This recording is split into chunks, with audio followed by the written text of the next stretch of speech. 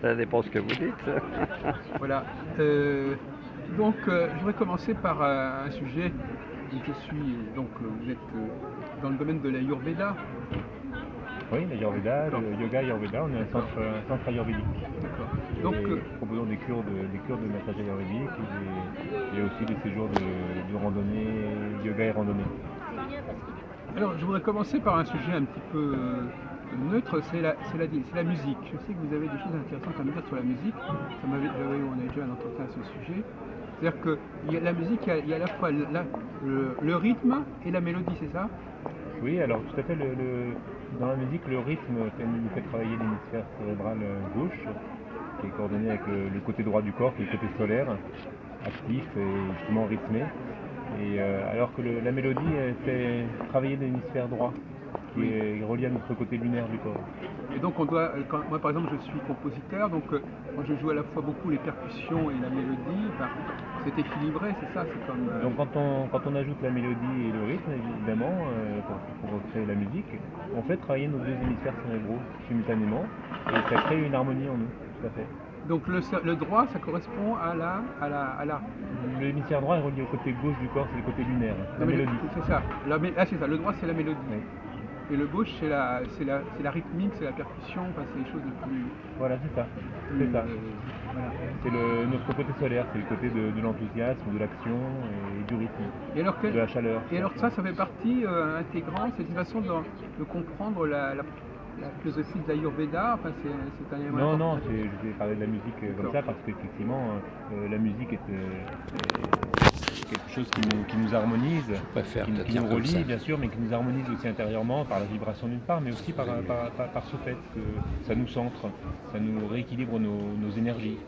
Alors la dualité, Voilà. est-ce qu'on la trouve également dans l'alimentation, Marc?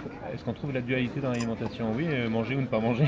Non, mais le yin et le yang, je sais pas. Est-ce que les fruits c'est par exemple plutôt yin, les légumes plutôt yang, je sais pas, ou le sucre et le salé, je sais pas. Oui, alors l'Ayurveda présente pas des choses comme ça. Non. L'Ayurveda présente une alimentation qui est adaptée en fonction de nos doshas. Alors selon notre constitution, on a des aliments qui nous sont plus ou moins adaptés, qui vont nous aider à corriger nos déséquilibres. Ah, vous voulez dire que Et on chaque parle pas, personne... le yin et le yang, ça appartient aux Chinois. D'accord, donc chaque personne doit... il faut faire une étude personnalisée de l'individu pour savoir ce qui lui convient. La nature nous a dotés d'une constitution à naissance, et quand on s'écarte de cette constitution, on fait des déséquilibres qui petit à petit sont propices à l'installation de la maladie, et l'alimentation nous permet de corriger ces déséquilibres. Et cette constitution, on en prend connaissance comment? Parce que moi je pense à l'astrologie, mais vous dites que vous-même vous n'êtes pas branché sur l'astrologie. Je sais qu'il y a des astrologues hindous qui pratiquent à la fois l'Ayurveda et l'astrologie. Alors eux, ils peuvent faire le thème natal pour savoir quelle est notre constitution, mais vous ne travaillez pas comme ça, je crois. Moi personnellement, je ne connais pas l'astrologie qui fait effectivement partie aussi de l'Ayurveda, mais simplement il y a des bases. L'Ayurveda nous propose un modèle pour nous connaître, tout en sachant qu'on est tous différents les uns des autres. Donc on a des outils, l'Ayurveda nous donne des outils de base pour savoir qui on est. Pour savoir qui on est, exactement, pour nous connaître. Ce sont des outils de connaissance de soi. Pouvez-vous nous dire un petit peu quels sont les... Moi je m'intéresse beaucoup à cette question parce que je connais bien par exemple l'énéagramme, des choses comme ça. Il y a toutes sortes de façons de savoir qui on est. Est-ce que par exemple on vous dit choisissez entre telle et telle chose et puis on saura qui vous êtes? Enfin, je sais pas. Quelles sont les...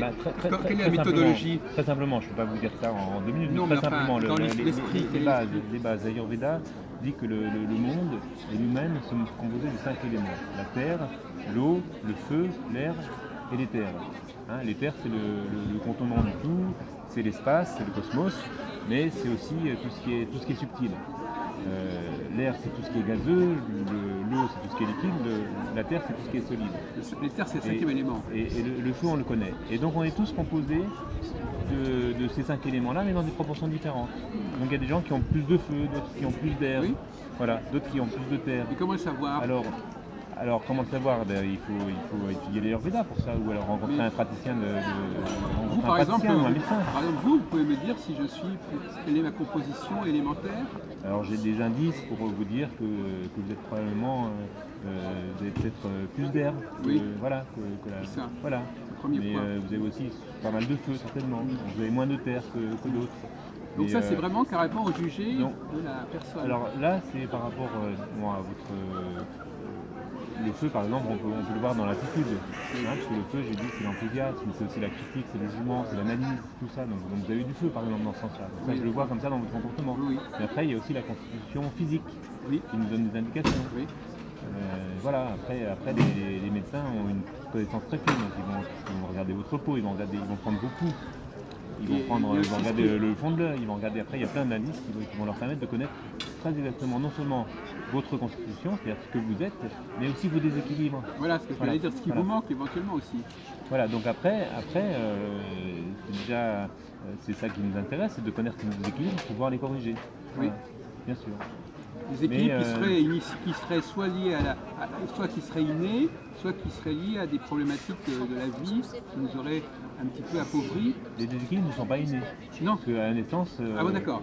Grosso modo, à la conception, on reçoit une constitution et donc il n'y a pas de déséquilibre au moment. À la naissance, on est tous pareils. À la conception. À la conception. À la conception, nous recevons une certaine énergie de nos parents. C'est-à-dire 9 mois avant la naissance. Exactement. Voilà. Donc il peut déjà se passer des choses pendant le temps de la grossesse, bien sûr. Ah oui, d'accord. Et là déjà, il y a des choses qui peuvent se détraquer, qui Oui, peuvent dominer. Oui, des choses s'instaurent à partir de là. Mais c'est surtout après dans la vie où on subit des influences, la pression des uns des autres, la pression de la société, le besoin de se battre pour faire sa place, par exemple, nous donne du feu en plus. Oui. Mais alors qu'on n'en avait pas forcément au départ, ça crée des déséquilibres.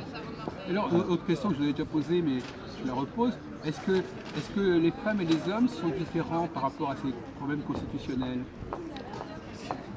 Les femmes et les hommes sont globalement constitués des 5 éléments dans des proportions différentes aussi. Donc on peut avoir des femmes qui ont plus de terre, comme des hommes qui ont plus de terre, des femmes qui ont plus de feu, comme des hommes qui ont plus de feu.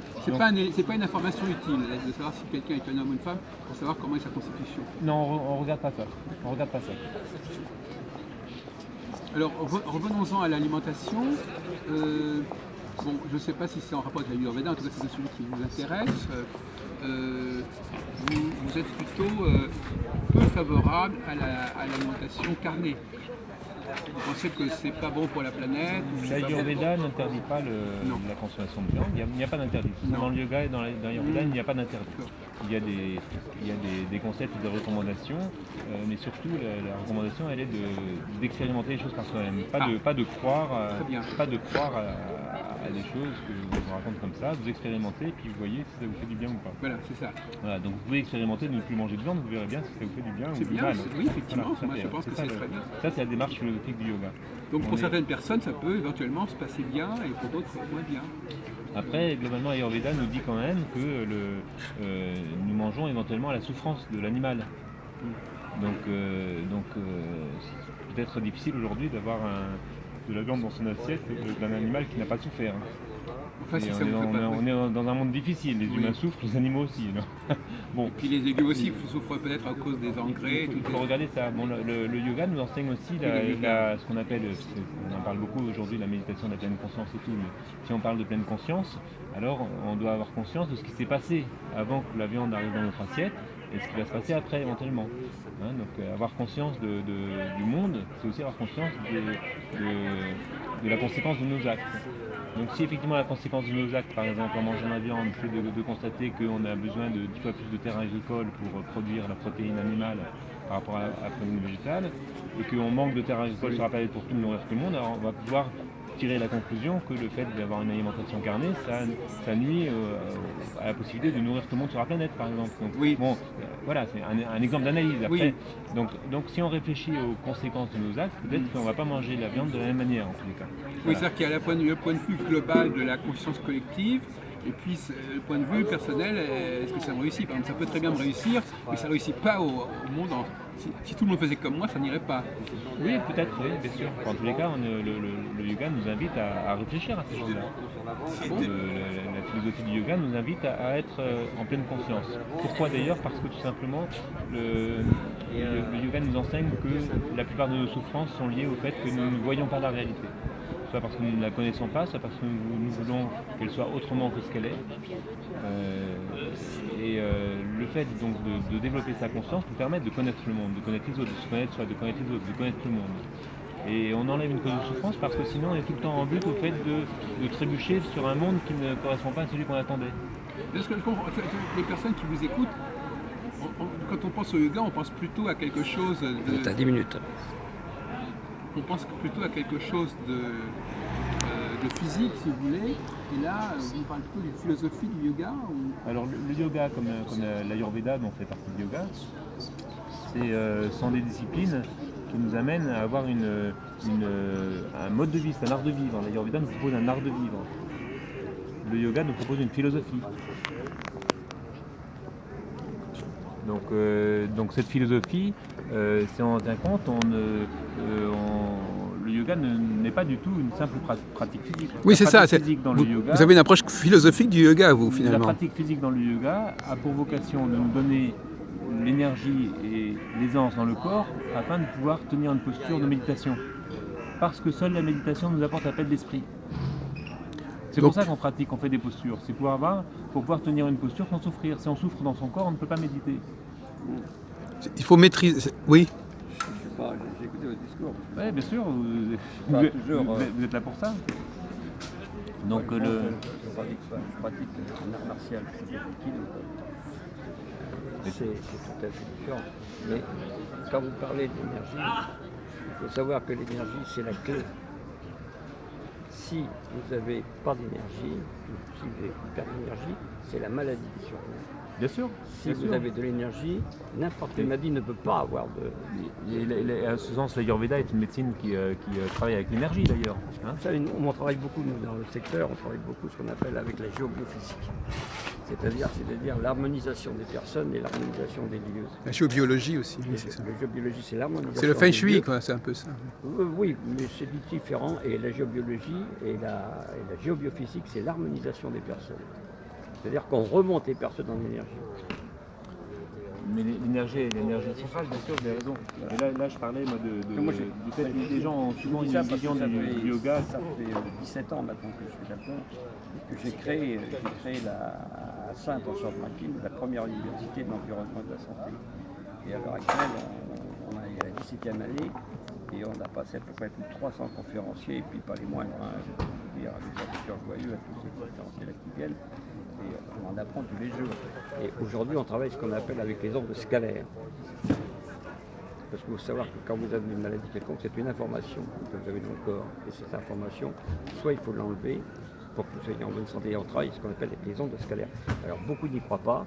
Moi, je peux vous dire que j'y crois énormément, puisque j'ai été soigné comme ça. Je peux me permettre. Oui, quand même, monsieur. J'ai été soigné comme ça. Je peux me permettre, je suis ici pour répondre à des questions de monsieur sur l'Ayurveda. L'Ayurveda est une science multimillénaire. Ah oui, tout à fait.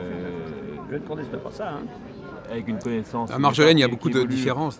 Qui évolue et qui nourrit au fil du temps par c'est une science expérimentale, une science d'observation. Les anciens avaient une connaissance qu'ils nous ont transmise. Cette connaissance s'enrichit dans le monde moderne en fonction de nos besoins. Voilà. Donc moi, je parlais du yoga comme n'étant pas seulement une pratique posturale. Donc c'est pour ça que je parlais de la philosophie. Et bien sûr que l'énergie, c'est un thème central, bien sûr. C'est un thème central, l'énergie. Bien sûr, tout à fait. Et comme je disais, le yoga, en yoga, on parle des chakras. L'Ayurveda nous parle des nadis qui correspondent aux méridiens chez les Chinois. Hein, donc bien sûr, et c'est ce que je disais d'ailleurs, la pratique posturale en yoga nous permet de faire circuler l'énergie dans le corps parce que c'est indispensable pour avoir les anses. Voilà. L'autre jour, vous me parliez de... Ça permet de capter des messages, enfin de capter des informations. Quand on a développé, quand on a mieux exploré son propre potentiel, on devient un meilleur récepteur, c'est ça aussi ? Alors la démarche, c'est plutôt que la méditation, le calme procuré par la méditation, nous permet d'augmenter notre conscience du monde et notre connaissance du monde, et par une meilleure compréhension, effectivement, on pourrait traduire ça comme ça, on reçoit une information. Conscience et réception, c'est lié ensemble. On reçoit une connaissance, par là. Et donc c'est le calme et la lucidité que nous apporte la pratique, y compris les arts martiaux d'ailleurs. Il n'y a pas que le yoga, bien sûr. Non. Cette pratique nous permet d'élever notre conscience et donc notre connaissance, parce que parfois, pour connaître, il suffit d'ouvrir les yeux, d'ouvrir nos récepteurs, nos yeux, nos oreilles, notre sensibilité et notre intelligence, notre intuition nous ramène des informations. En ce sens-là, on pourrait parler de capteurs de connaissances. Mais moi j'ai fait du yoga il y a déjà très longtemps, ce qui est intéressant, c'est de découvrir des sensations énergétiques qu'on n'a pas d'habitude, Oui, ça commence des par là, vibrations, des sensations. Il y a une expansion de la conscience du corps. C'est le corps astral aussi quelque part, non? On ouvre nos récepteurs. Donc ouvrir nos récepteurs, ça commence par. Tout est vibratoire. Dans la vie, tout est vibratoire. Mais encore faut-il que les Encore, récepteurs soient ouverts. les arbres, tout est vibratoire. Voilà. Tout marche par vibration. Oui, c'est-à-dire qu'effectivement, le problème aussi, c'est s'il n'y a pas assez de récepteurs, si l'humanité n'est pas assez réceptrice, il y a des choses qu'elle ne capte pas, hein, effectivement. Il suffit pas qu'il y ait des émetteurs, il faut aussi qu'il y ait des récepteurs. Aujourd'hui, la physique quantique et la physique tout court nous enseigne que la matière n'est pas ce que nous avons cru longtemps. La matière, c'est du vide, ce ne sont que des liaisons énergétiques entre des atomes. Vous savez qu'entre l'atome et l'électron, c'est comme j'avais une image qui était donnée récemment. L'atome, c'est le ballon de foot qui est posé au pied de la tour Eiffel, et l'électron, c'est la balle de ping-pong qui est au sommet de la tour Eiffel. Entre les deux, c'est le grand vide. Ouais. Le grand vide. Donc la matière, si on devait ramasser la matière sur Il y elle-même. avait une chose qui n'est pas reconnue non plus. Donc Par la matière est énergie, Einstein le disait déjà. Dans la médecine, c'est le problème ce qu'on appelle des âmes désincarnées, c'est-à-dire des entités. Alors justement, ça c'est en arrière-plan, mais ça vous n'en parlez pas. Les entités. D'où vient? Est-ce que ces messages que nous recevons, ces réceptions, on se met en contact avec notre âme supérieure, à notre soi, avec nos guides? Enfin, excusez-moi, il y a toutes sortes de toutes sortes de dimensions auxquelles on peut accéder. Mais peut-être que dans l'Ayurveda, je ne sais pas jusqu'où ils vont dans ce domaine. La pleine conscience, parce que c'est un mot qu'on entend ces jours-ci, ces temps-ci. La pleine conscience, ça devient assez à la mode. Alors on va utiliser, comme ça parle un petit peu aux gens, si vous en avez entendu parler. Cette pleine conscience nous ouvre à comprendre que nous sommes tous unis, à comprendre que nous sommes unis, que nous avons un même destin que le reste du monde. Et donc si on comprend ça, on est effectivement de fait unis avec le reste du monde. Alors, ça c'est l'horizontalité, mais la verticalité c'est aussi... Le cosmos, oui c'est ça, mais on est unis avec les entités, disons, incorporées et incarnées, mais on peut être aussi en relation avec des entités désincarnées ou des dimensions plus spirituelles des entités plus... Est-ce que vous croyez que nous-mêmes, est-ce que ça nous permet d'être mis en contact avec ce qu'on appelle notre âme, notre moi supérieur, notre soi? Moi j'ai bien envie de faire une petite mise au point. Voilà, je vous en prie. Le yoga, je vous ai dit, c'est une science expérimentale qui est à l'opposé de la religion où l'on vous demande de croire quelque chose. Donc, je fais une petite mise au point parce qu'on confond, ou on mélange souvent spiritualité et religion. La spiritualité, la définition que Swami Niranjananda a donnée récemment de la spiritualité, c'est la prise de conscience de nos limites physiques et psychiques et la prise de conscience que ces limites entravent notre chemin personnel. Voilà. Donc si on a pris conscience de ça, on est rentré dans la spiritualité. Ça n'a rien à voir avec la religion, vous êtes d'accord avec moi? C'est-à-dire que c'est plus expérimental, comme vous dites. On met en marche notre esprit pour notre esprit d'analyse, de regard et de connaissance. Voilà. Non mais moi ma question était plus... Donc nous, l'Ayurveda est une science très terre à terre quelque part. Oui. Et très concrète. Donc moi je me place si je parle moi de l'Ayurveda, je vais être totalement en dehors d'un discours religieux quelconque. Non. Après on parle de soi, d'âme, de cosmos. Oui. Parce que l'idée de dire que Dieu est en chacun d'entre nous et en nous tous, ça nous unit. Donc c'est un modèle qui est précieux. Oui. Pour ne pas se sentir différents les uns des autres, pour ne pas pour sortir d'une hiérarchie entre les êtres vivants par exemple. Alors l'Ayurveda, est-ce que c'est pas très utilisé au niveau médical? Enfin, est-ce que c'est pas un élément essentiel de la médecine indienne par exemple? Je ne sais pas. L'Ayurveda c'est un art de vie français qui comprend la médecine ayurvédique, 10 ans d'études en Inde si vous voulez obtenir votre diplôme. Mais aussi la science des massages, la science du yoga, la diététique, la philosophie, l'astrologie, la connaissance des pierres, le feng shui indien qui s'appelle le vastu. Voilà, c'est tout ce système-là l'Ayurveda. Donc il y a effectivement aussi la médecine. Alors la connaissance des pierres, ça fait partie un peu de votre domaine ou pas du tout? Non, pas du mien personnellement. C'est la lithothérapie. On n'a qu'une vie. Je ne vais pas citer la phytothérapie. Non. Donc votre domaine plus spécialement, Marc, on dira que c'est l'apprentissage du yoga. Alors, moi, Comment peut-on vous situer au sein même de la nébuleuse de l'Ayurveda? Enfin, quel est votre... Dans cette nébuleuse, oui, je suis professeur de yoga et je suis praticien en massage ayurvédique. Massage, En massage ayurvédique. D'accord. Puis avec quelques connaissances complémentaires justement en diététique et en particulier, ça me permet de proposer, d'accueillir les personnes en cure ayurvédique. Donc, Dans ce jour de yoga. Et puis on fait intervenir un accompagnateur en moyenne montagne, donc on propose aussi des séjours de yoga et randonnée comme ça. Voilà, donc et ça nous permet d'accompagner les personnes vers une meilleure connaissance d'elles-mêmes et une meilleure connaissance du chemin à suivre pour retrouver une pleine santé. alors le massage, est-ce que c'est un rapport avec la relaxation, le massage? Parce que je sais que pour arriver à prendre la conscience de ces chakras, il faut quand même être un peu dans une forme de relaxation. Le massage a pleinement une pleine relation avec ce que l'on disait tout à l'heure, l'énergie. Le massage permet de refaire circuler Le massage l'énergie. et le message. Tout à fait. Mais voilà, donc on est plus dans la médecine, on est en rapport avec la médecine énergétique avec le massage. Il faut éviter, aujourd'hui, je dis bien, éviter d'employer le mot médecine. Il vaut mieux employer le mot méthode et pratique de santé. Parce que le mot médecine, vous savez, il est malvenu dans l'alternative. Aujourd'hui, au niveau de l'Europe, c'est ils appellent ça les médecines non conventionnelles. Dans l'article de Libération Mais d'hier, on faire parle, très attention, parce qu'on est dans un monde aujourd'hui... si je peux me permettre, dans l'article de Libération d'hier, on oppose, il y a un gros titre sur les médecines sectaires, Oui. et les praticiens sectaires et tout, et donc on oppose la médecine traditionnelle qui serait notre médecine officielle et conventionnelle, moi je l'appelle comme ça, et les médecines sectaires. Or, la médecine chinoise, la médecine ayurvédique, pour ne citer que celle-là, sont les médecines traditionnelles multimillénaires. Oui. La tradition de notre médecine officielle, il y a aussi une tradition. Donc on ne sait pas qui est sectaire, qui n'est pas sectaire. Bon, ça c'est encore un autre débat. La médecine sectaire, vous la trouvez aujourd'hui. Mais clairement l'Ayurveda propose une médecine, comme les Chinois, le système chinois nous propose une médecine. Donc ces gens-là soignent. Ça fait 5000 ans que ça existe.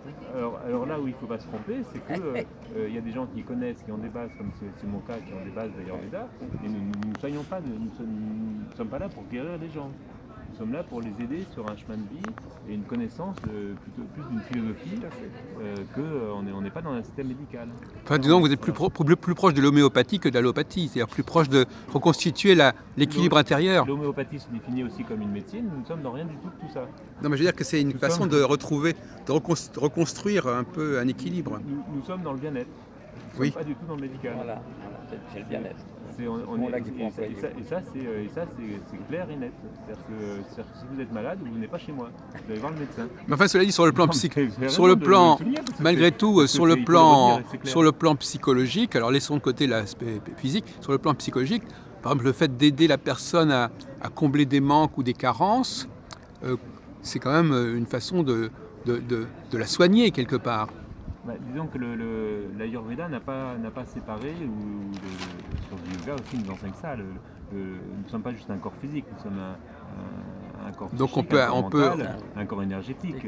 On peut donc travailler sur le corps énergétique. Et effectivement une âme, c'est un soi qui est indépendant de tout ça. Donc on travaille, donc effectivement quand on agit sur un corps, on interagit sur les autres aussi, quelque part. Oui.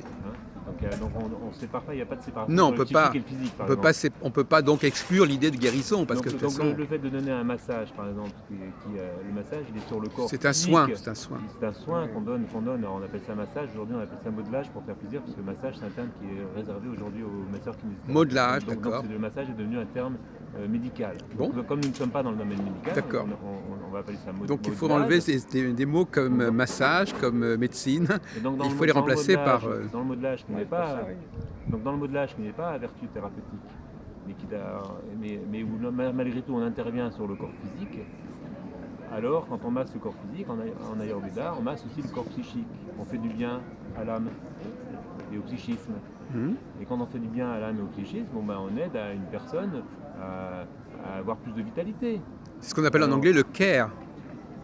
C'est ARE maintenant, ça s'appelle comme ça. Bien sûr. Le fait de...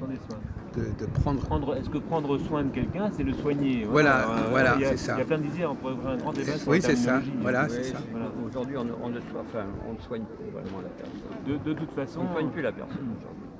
Aujourd'hui, la médecine, c'est la médecine qu'on a aujourd'hui, c'est une médecine qui est basée d'abord sur l'argent, sur le fric. Et ce n'est plus du tout la médecine qu'on a connue il y a 30 ans ou Moi, je 40 rentre ans pas avec dans- les anciens qui travaillaient bien, qui étaient des bons docteurs. Mais maintenant, aujourd'hui, nous ne rentrons pas du tout moi je rentre pas du tout dans ce débat-là. Et si nous, on je y est rentre, confrontés, c'est pour ça que je le dis. On est confrontés à ce débat. je rentre pas moi personnellement dans ce débat-là. Tous les systèmes ont leurs vertus et il faut savoir additionner les vertus que l'on peut trouver ici ou là. Moi je dis qu'il ne faut pas opposer la médecine officielle, la médecine française à la médecine ayurvédique. Ah non, ça n'a rien à voir. Ou à d'autres systèmes, ou à d'autres médecines douces. Il faut pas les opposer, il faut chercher leur complémentarité. Oui, c'est complémentaire, des complémentaires. Voilà. Mais une fois de plus, nous ne sommes pas dans les... En tout cas, moi je parle au nom du centre Nalanda et au nom de l'Ayurveda tel qu'on le pratique en France. Nous sommes, une fois de plus, nous ne sommes pas dans la médecine, nous sommes dans le bien-être. Ouais, je vous donne bon courage parce que lorsque vous irez, comme moi j'ai été reçu au ministère de la Santé, vous verrez ce qu'ils pensent de tout cela. C'est justement un peu ce que je voulais vous poser comme question. Je voulais Je vous demander Mais comment... j'attends la commission des sectes, il n'y a pas de problème. Je voulais vous demander comment les milieux médicaux ou psychologiques ou thérapeutiques vous situez cette mouvance dans laquelle vous êtes. Est-ce qu'ils ont, non mais je veux dire, est-ce qu'ils comprennent votre démarche? Bien sûr. Actuellement, il y a une entente quelque part. Aujourd'hui, de plus en plus de médecins conseillent à leurs patients de pratiquer du yoga pour lutter contre le stress. Voilà. Bon, voilà. Donc il n'y a pas d'antagonisme. Non. Il n'y a pas d'antagonisme, il y a une complémentarité. Il y a une contradiction quand même, c'est qu'aujourd'hui la plupart, beaucoup de médecines, comme vous dites, non conventionnelles, font leur entrée dans les hôpitaux.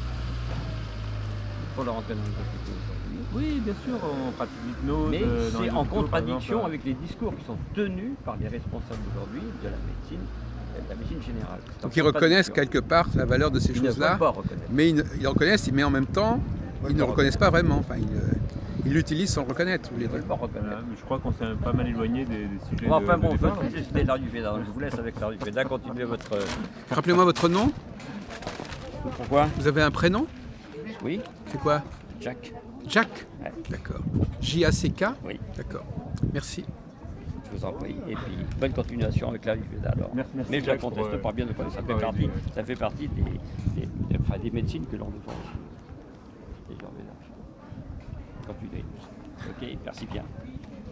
Conversation très intéressante, mais on aurait pu en parler pendant jusqu'à minuit. Si vous Bon, on vous reparlera après peut-être. Oh hein. non, Puis, non, je m'en vais, je ne suis pas d'ici. On va continuer de parler. Hein? Là, on est dans le contexte d'une petite interview. Alors bon, Oui, je sais pas, moi, j'ai mais pas vous êtes... l'habitude. Quoi? Attendez, je filme là, c'est pas un problème. Hein? On en parlera Ah, plus tard. vous êtes... Voilà, ben, je vous remercie beaucoup Oui, pour vos voilà, questions. très bien. Vous ayez d'autres questions encore? Écoutez, je ne sais pas. Je crois qu'on a, à moins que vous-même vous ayez l'impression qu'on a négligé certains aspects du problème, ou certaines, il y a des questions auxquelles je ne pense peut-être pas que vous auriez aimé qu'on vous posât. Je sais que vous considérez qu'il y a des pratiques que comme pour toute chose, il faut avoir une certaine intégrité pour pratiquer, pour vivre dans ce domaine-là, c'est ça. Disons qu'on peut abuser de la crédulité des gens ou de leur qu'on appelle ça aussi abus de faiblesse. Enfin, c'est vrai que c'est des domaines où les gens quelles sont les motivations? Voilà, c'est ça ma question. Quelles sont les motivations qui amènent les personnes à faire appel à vous plutôt qu'à autre? Qu'est-ce qui les aura amenés à cela, à votre avis? Vous avez réfléchi sur le profil un petit peu des personnes, l'itinéraire des personnes qui sont intéressées à entrer dans ce genre de domaine, aussi bien professionnellement qu'en tant que patient? Globalement, je ne vais pas parler que du yoga ou de l'Ayurveda. Globalement, on est dans un monde où de plus en plus de personnes souffrent. Et donc quand on souffre, on cherche à ne plus souffrir. Donc on regarde ce qui se passe et on regarde ce qu'on pourrait faire. Voilà. Le yoga nous enseigne à retrouver notre être intérieur, c'est-à-dire à retrouver notre être véritable. Donc on parle de soi, on parle de savoir qui on est et de savoir quel est notre vrai chemin, si je peux dire. Parce que quand on s'écarte de ce que l'on est, soit on rentre dans la souffrance. Oui, mais alors comment se fait... Le yoga nous oui. invite à rechercher cela et dans la liberté et l'expérimentation. Il y a quand même une petite Donc, difficulté. il n'y a pas de, en principe, il n'y a pas de démarche dogmatique. La difficulté, Parce que les dérives peuvent exister dans tous les milieux. la difficulté, c'est que quand quelqu'un ne connaît pas un sujet, par exemple quelqu'un qui n'aurait pas fait de yoga, il est quand même attiré par le yoga.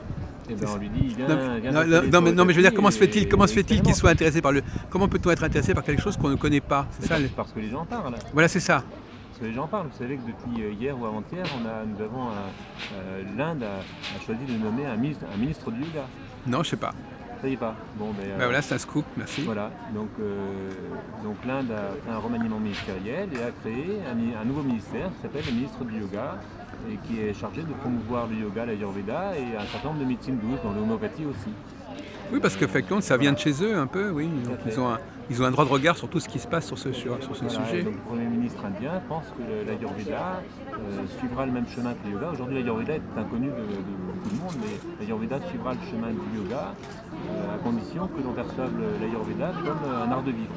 Moi, ma question, c'était, parce que moi, je m'intéresse à ce problème, revient partout. C'est-à-dire, quelqu'un, par exemple, qui dirait, je m'intéresse à l'astrologie, mais je ne connais pas l'astrologie. Donc, il a une image de quelque chose qui est quand même assez vague et qu'il veut approfondir, c'est ça. Et deuxième question, pourquoi la personne va trouver une solution dans ce domaine-là, alors que d'autres personnes cherchent dans d'autres domaines? Qu'est-ce qui fait que cette personne-là, elle va plutôt décrocher de ce qui est occidental pour aller vers ce qui est oriental, par exemple? Est-ce que c'est une façon de ne pas être à son aise dans le monde occidental ou dans la pensée occidentale, à votre avis? Aujourd'hui, le monde se décloisonne. Aujourd'hui, on va Oui. vers la mondialisation et la globalisation. Oui. Aujourd'hui, l'Orient et l'Occident sont amenés à se rapprocher, à s'interconnecter, à se connaître l'un et l'autre et à se complémenter. Donc forcément, l'Occidental va chercher en Orient la complémentarité de choses qui lui manquent, mais de la même manière que l'Oriental vient aussi chercher en Occident ce qui lui manque en Orient.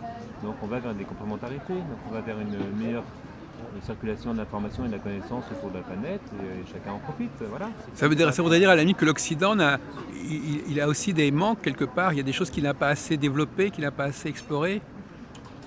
Disons que je vais donner une pensée qui peut être vue comme un jugement personnel. Je pense que l'Occident a beaucoup perdu sa spiritualité, justement. L'Occident a beaucoup perdu sa philosophie. Donc c'est ce qui nous attire en Orient, c'est qu'on veut su garder la leur. Alors du coup, on se rapproche un petit peu pour voir ce qui se passe. Voilà. L'Occident n'aurait plus... Enfin, on parle beaucoup de la philosophie occidentale, mais c'est pas la même chose. Il n'y a pas de sagesse occidentale qui... Mais il y a une sagesse occidentale, et cette sagesse occidentale a beaucoup été portée par les religions. Les religions sont mises de côté aujourd'hui. Ah oui, c'est ça. Le rejet du religieux aurait fait perdre à l'Occident une partie de sa sagesse. Je donne un exemple de sagesse. À laquelle on revient aujourd'hui, le pouvoir du moment présent, comme disait Eckhart Tolle par exemple. Ce pouvoir du moment présent, c'est-à-dire à savoir être dans l'instant plutôt que de se préoccuper du passé ou de l'avenir. Ce sont des choses qui sont inscrites dans les religions, dans la religion catholique. Dans la religion catholique, il est dit ne te retourne pas en arrière quand tu es à la charrue, ne te retourne pas en arrière. Ne te préoccupe pas du lendemain, il s'occupera de lui tout seul. Ça c'est dit dans les évangiles. Mais c'est la philosophie zen, c'est la philosophie du yoga, c'est la philosophie soufiste. Donc toutes ces philosophies étaient beaucoup portées par la religion. Le fait de laisser les religions de côté, en Occident, nous fait perdre une grande part de la sagesse. Belle parole, merci beaucoup. Voilà.